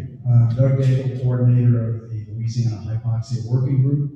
And just wanted to, again, remind us, we know that the purpose of the Hypoxia Action Plan is to protect the health of our commercial and recreational coastal fisheries. The goal is to reduce the nutrient load in the river going into the Gulf while achieving that. And I was reminded recently that there's also important collateral benefits in doing that. You probably saw a recent story in the Baton Rouge and New Orleans papers about the long-standing concerns that our neighbors in Mississippi have about opening the Bonnet spillway. One of the collateral benefits of reducing those nutrient loads is that when that happens, you'll have a river with a lower level of nutrients in it. Same way for some of the concerns that some stakeholders have had for a long time about diversions. So it should motivate us to try to make sure that we carry out the plan. And the important next step of that is to continue and hopefully increase the funding for the plan, and congressional appropriations have been submitted. So the process is underway on Capitol Hill, and I encourage everyone, if you have any interaction with our delegation or their staff members, please put in a good word for the hypoxia issue. Thanks. As usual, thank you very much, Mr. Doug, for your informative input.